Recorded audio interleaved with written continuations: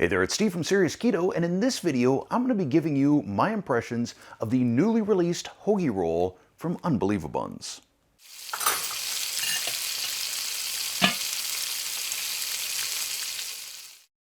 I am a pretty big fan of the products that I've tried from UnbelievaBuns so far, especially their hamburger bun, to a slightly lesser extent their hot dog bun. And I will link to both of those review videos along with the glucose testing down in the description below as well as at the end of this video. The first thing I noticed when I got these hoagie rolls is their size. These things are big, about twice the size of their hot dog buns, and that's reflected in the nutritional information, which we'll get to in a second. But let's start off with the ingredients.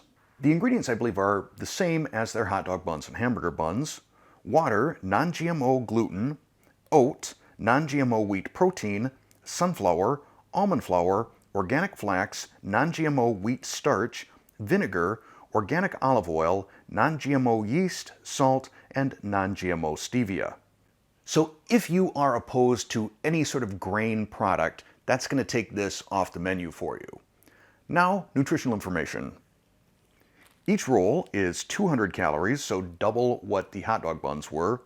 Total fat, 7 grams. Total carbohydrates, 15 grams, of which 12 are dietary fiber for a net 3, and 29 grams of protein.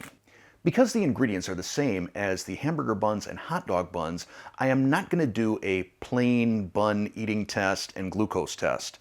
If you watch those other videos, you'll see that the glucose response was essentially minimal. It was a stable response.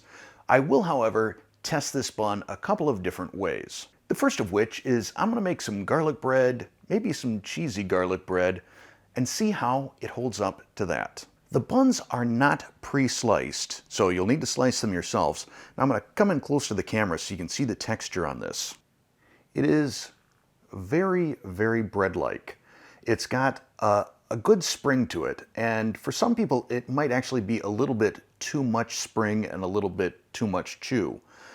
Air pocket distribution, very nice. I did have some issues with some of the hot dog buns having overly large air pockets in them.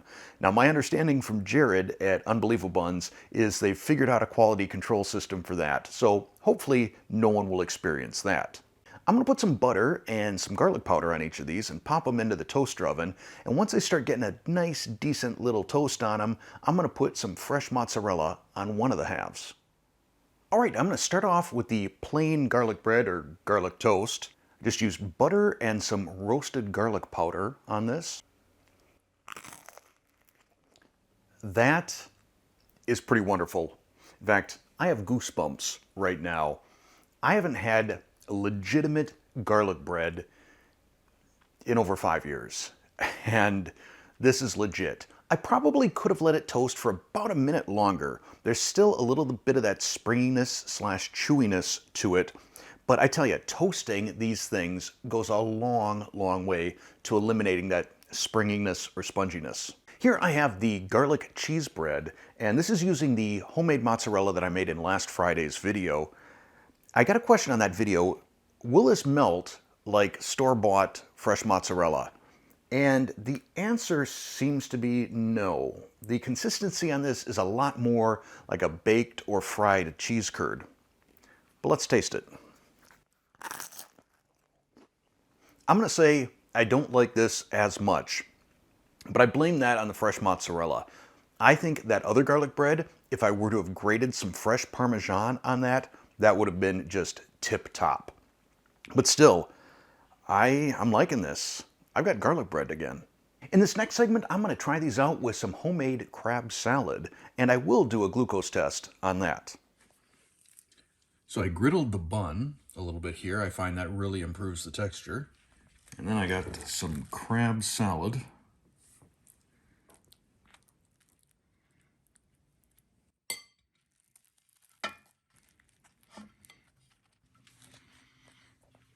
All right, here we go.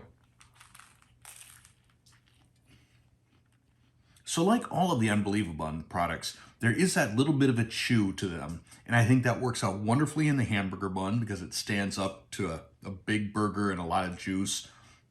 Hot dog buns, not so much for hot dogs, good for sausages. This hoagie roll, though, I think the more you load it up with ingredients, the more that sort of chewy texture is going to really partner with that. I continue to be impressed. It tastes great. Love it. So I wear a Dexcom G6 continuous glucose monitor, and I use the Levels Health app. So let's see what my blood glucose response was after eating that crab salad sandwich and some asparagus. Stable response, not a surprise. In terms of glucose movement, only 5 points. This is great. This is nothing. 5 points, you can see that variation just day to day throughout the day. So I would call this zero glucose impact. Now, just so you don't think that I'm fawning all over UnbelievaBuns, there are a couple things that I want to point out. First off, I do not find any of their buns to be wonderful when they're not toasted. There is just a little bit too much of that gluten-y chew to it. Like I said, I don't know whether I would call it springy or spongy, but it's there.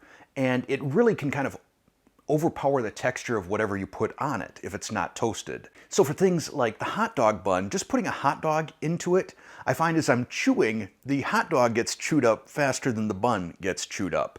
And I kind of want them both done at about the same time. Now, if I put a bratwurst in it, it works a lot better.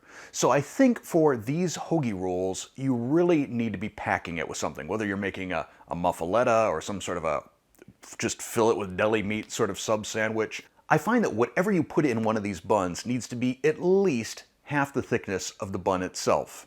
And like I said, toasting or griddling these goes a long, long way to making the texture pretty much like traditional bread or toast.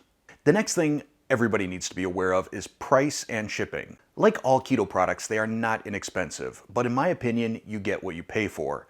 Now shipping, this gets to be more problematic the further away you live from the East Coast. That's where these are baked right now. And because they don't have any sort of preservatives or anything like that in them, they're baked fresh every week. They only ship Monday through Wednesday, and they ship 2-day priority mail. That way they don't get hung up in shipping over the course of a weekend, and the buns you get arrive fresh. If you live on the East Coast and your order is over $50, I think it's free shipping. But the further west you get, the more expensive shipping gets. Now I know Jared from UnbelievaBuns is trying to find a bakery out on the West Coast so that he can ship there inexpensively as well. So fingers crossed that he gets that taken care of soon. UnbelievaBuns is also now offering their flour in a larger bag. It used to just be in these small sample size bags.